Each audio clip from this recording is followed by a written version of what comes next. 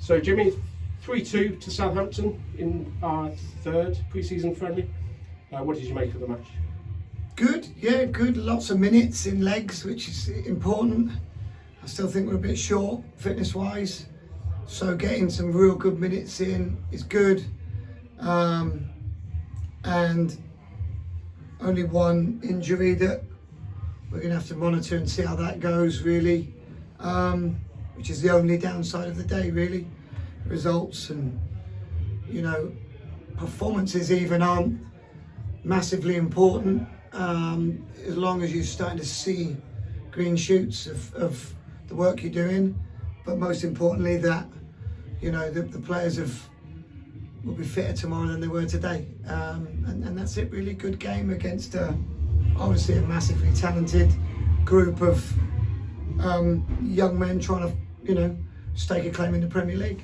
So hard to play against two 11s.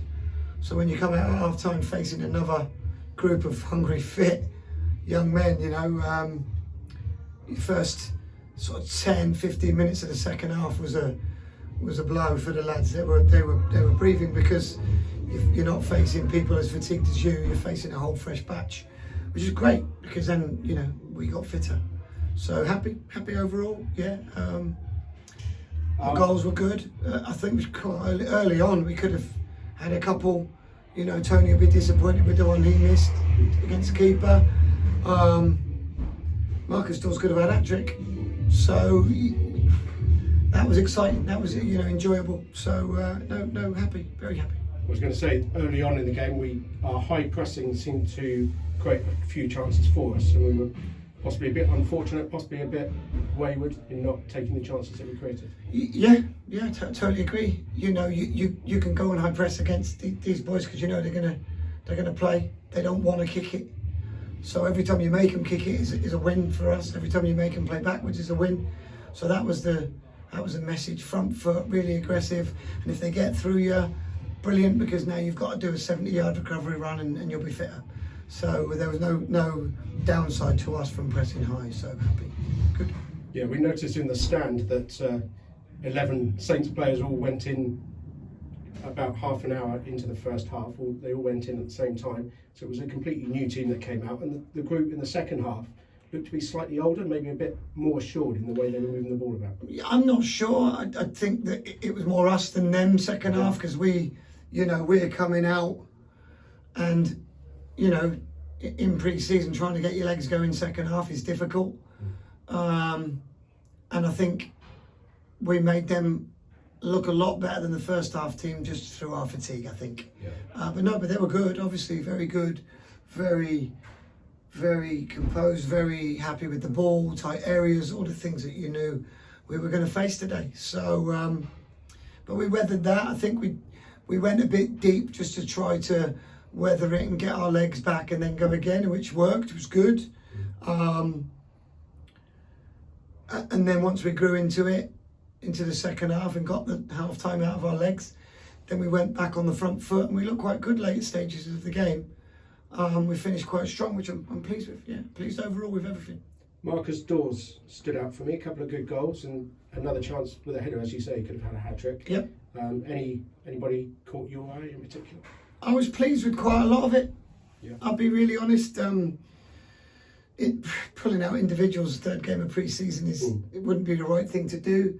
But no, I was pleased for Dawsy. I'm pleased for Ethan Taylor. He's had a bit of a bug this week, bit of illness, and come and done an hour of hard graft and created some bits. Renz was fantastic again in my mind. His brain is fantastic to work with. Kennedy, Tommaso, Hallett. Yeah, there was lots. I wouldn't be picking anyone out though. Third game of pre-season. But no, pleased for Dawsy. Both goals were very good. Yep. So Banbury United away next Saturday. Yeah.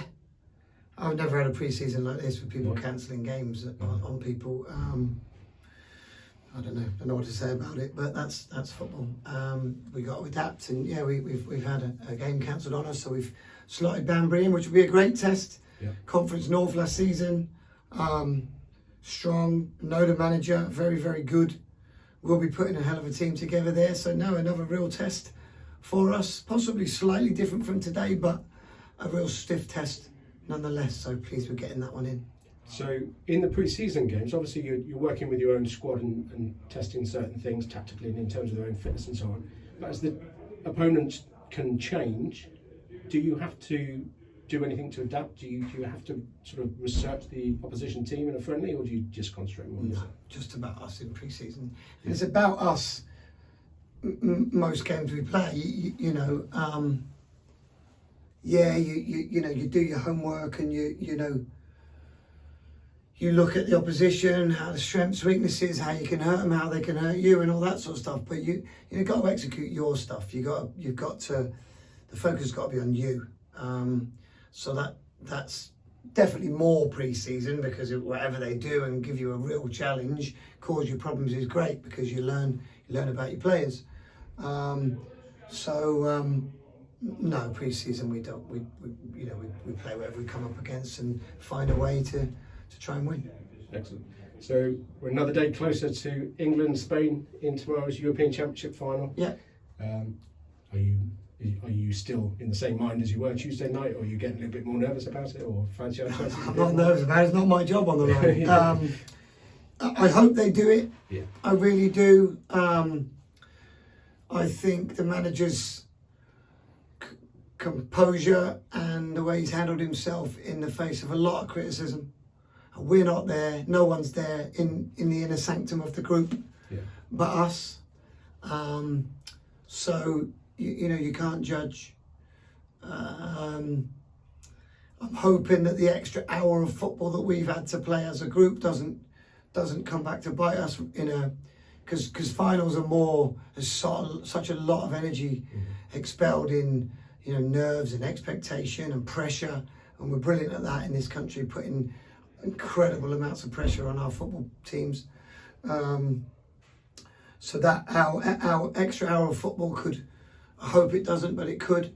I just want to see us go and play them.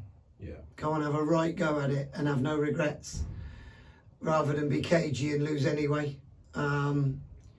But listen, if we're cagey as anything and we weather storms and then nick one with a second to go, I'll be absolutely delighted for them. They seem together.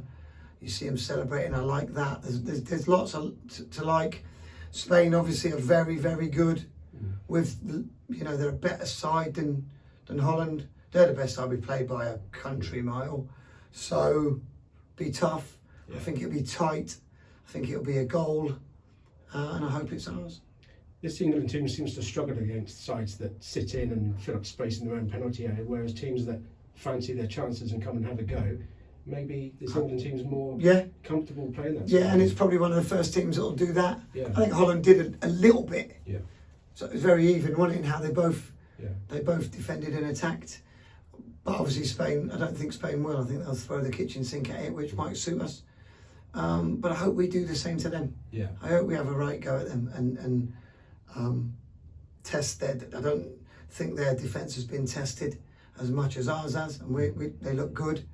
So let's test their defence all game. Let's put them under pressure. Let's be on the front foot, and then win, lose, or draw, you can go, well, we had a go. So whether that'll happen, I don't know. But that's Gareth knows his group, and he'll make the decision that he feels is right, and we've got to get behind it. And regardless of what happens, let's hope we're having a great Sunday night. Excellent. Well, fingers crossed. Yeah. Thanks very much, Jimmy. Thank you.